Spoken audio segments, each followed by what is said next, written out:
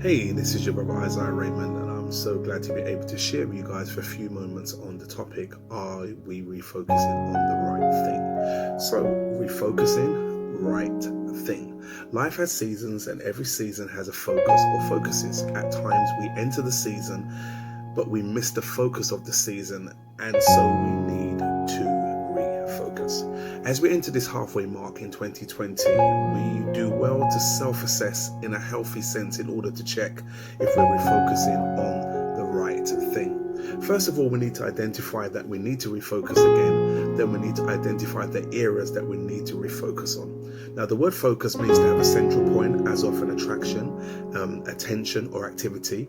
Focus also means to direct one's attention or efforts towards. And so we're asking, are we focusing again on the right thing? Sometimes in order to know the right thing, we have to also identify the wrong things. In this case, we'll look at the basic right things, as we need to assess our makeup as human beings, and then we can identify where we need to focus. So we are spirit, we are soul, we are body.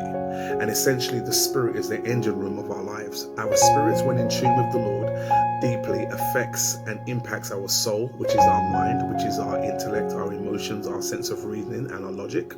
And our soul, when our soul is in tune and in alignment with the Spirit of the Lord, our spirits in turn affect our choices, decisions, which are demonstrated via our human body.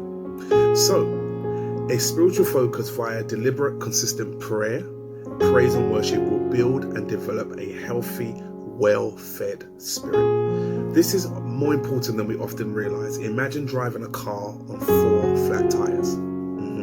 That. So, a mind refocus via reading of the word, studying, memorization of scripture, meditation upon scripture, along with worship, will help to develop and build a healthy, empowered mind. The Bible talks about us renewing our mind. It talks about us updating our mind. Imagine having a phone and have an application on that phone, and then the app going out of date.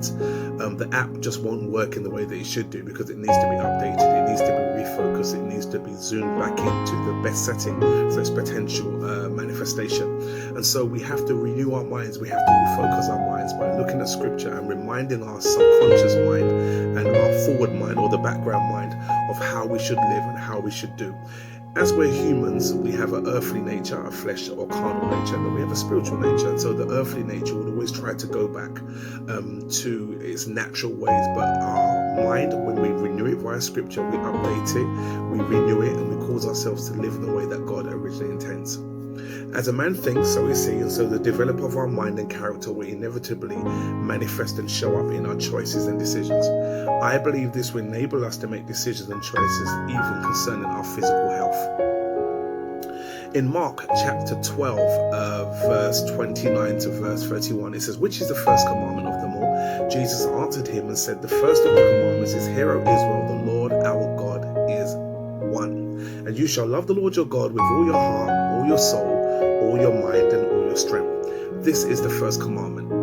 And the second, like it, is this: you shall love your neighbor as you love yourself. There are no greater commandments than these." And so we see here an emphasis on loving the Lord with all that we've got. And that's an area that we can always refocus on. And then we see the focus on loving our neighbor as ourselves. Loving our fellow man as we love ourselves. Oftentimes we don't sufficiently love ourselves, let's be honest. We don't take best care of ourselves. We don't feel good about ourselves at times. We don't ensure that we're doing good mentally, spiritually, physically, emotionally. And so I believe it's almost like saying, before we start thinking about focusing on education, on wealth, and on gaining properties and blah, blah, blah, we have to take care of the first house. And this is the first house. And this body is actually the casing and the shell of the spirit and the soul. And so I believe that after loving God, we need to develop a pure self-love for ourselves, where we love and appreciate ourselves as a priority. And then we love others from that place, treating others as we would treat ourselves. These are basic yet very important areas of our life that require refocus. And I believe if we get this right, it will benefit us long-term in ways that we cannot imagine right now. The refocus must start with you. You must love you first. Love God first, then love you, then love your fellow man. If we want to focus on making a difference, it must start with ourselves. God bless you.